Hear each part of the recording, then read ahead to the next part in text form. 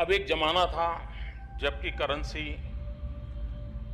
Terracotta के मिट्टी के कॉइन बनते थे, दुनिया चलती थी।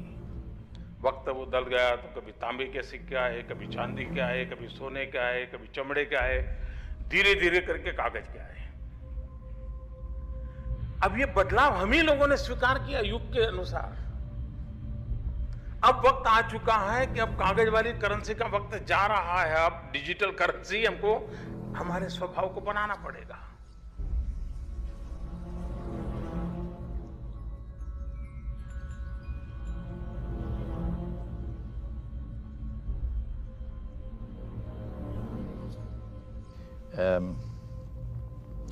The next question is, it's from Australia. Beside gold and silver, can we use Bitcoin? It's an online currency system and it exists separately from the Zionist-controlled banking system. Australia, my answer is stay away.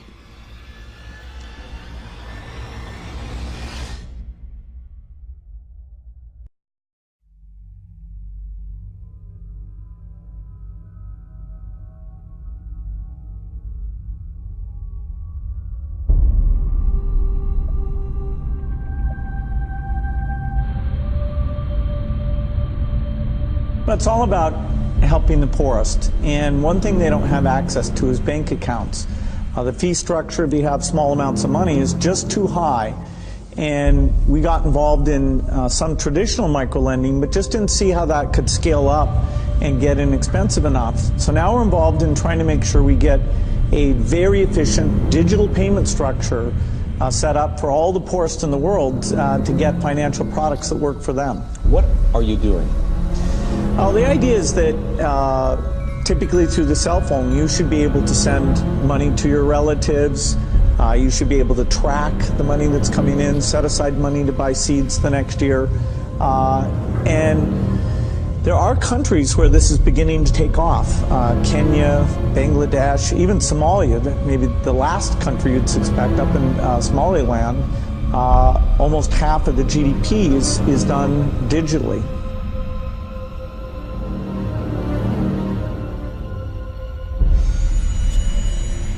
Scrolling through my online bank statements past few months, I was surprised to find I had not removed cash from an ATM for well over a few months. Thanks to the electronic payment systems, it's become increasingly easy to glide around London to a chorus of approving beeps. As more shops and transport network adapt to contactless card and touch-and-go mobile technology, many major cities around the world are in the process of relegating cash to second-class status.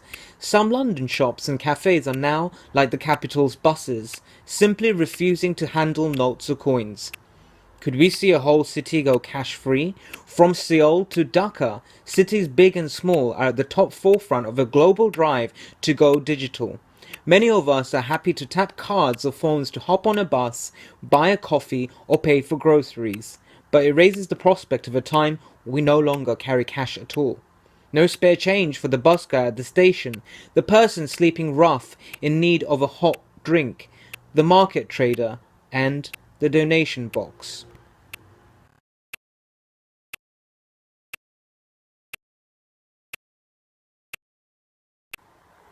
In India, the question of how the poorest might connect with the digitized world of the middle-class consumer is now of central importance, not to the Indian government but to the global elite working for the false messiah.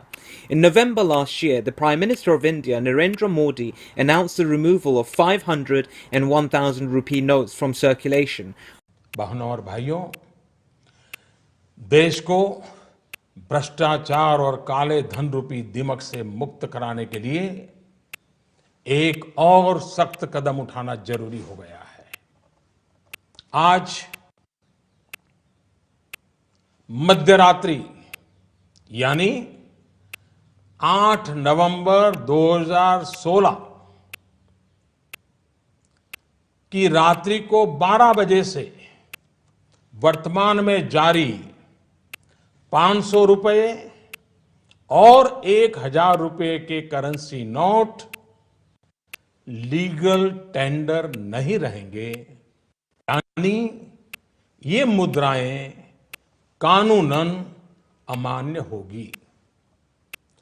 500 और 1000 रुपये की पुरानी नोटों के जरिए लेन then की व्यवस्था आज मध्यरात्रि से उपलब्ध नहीं होगी।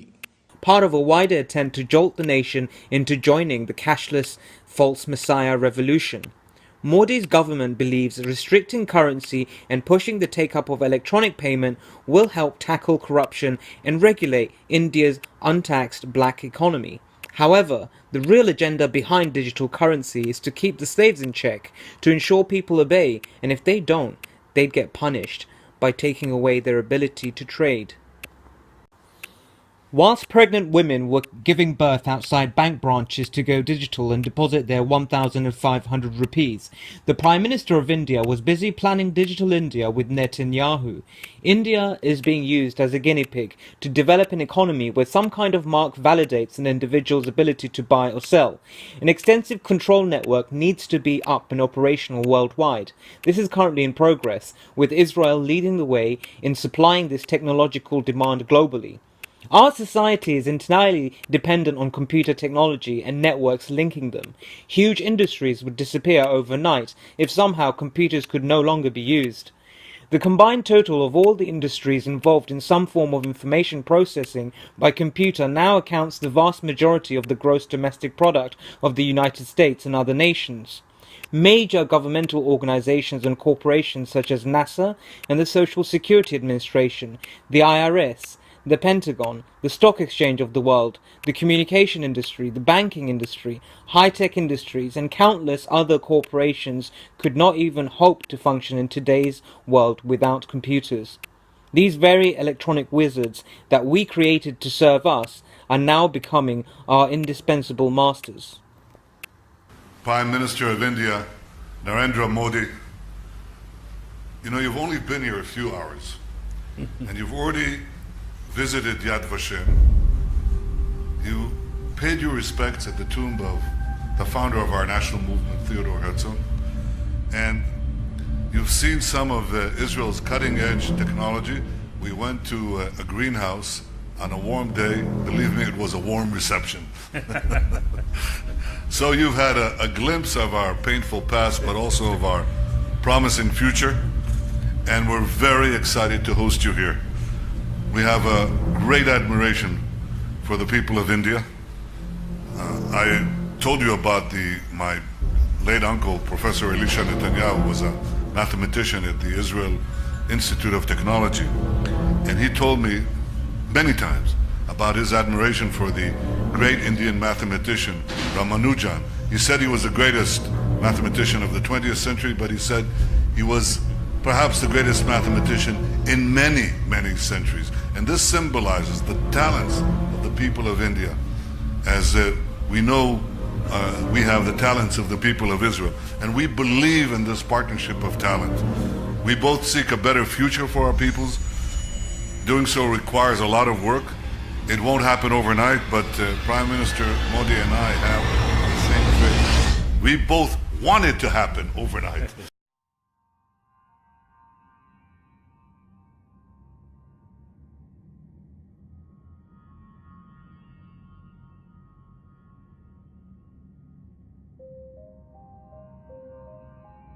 Mr. Steve Baker.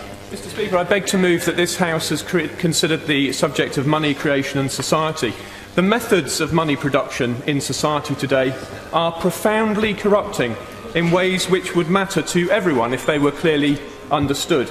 The essence of this debate is who should be allowed to create money, how, and at whose risk. One of the most memorable quotes about money and banking is usually attributed to Henry Ford. He said, "It's well enough that people of the nation do not understand our banking and monetary system, for if they did, I believe there would be a revolution before tomorrow morning." Well, let's hope we don't have a revolution, Mr. Speaker. There would be a revolution before tomorrow morning. Well, let's hope we don't have a revolution, Mr. Speaker, because I feel sure we're all Conservatives on this side. How's it done? Well, the process is so simple, the mind is repelled. Whenever a bank makes a loan, it simultaneously creates a matching deposit in the borrower's bank account, thereby creating new money. Many times I've been told that this is ridiculous, even by one employee who'd previously worked for the Federal Deposit Insurance Corporation of the United States.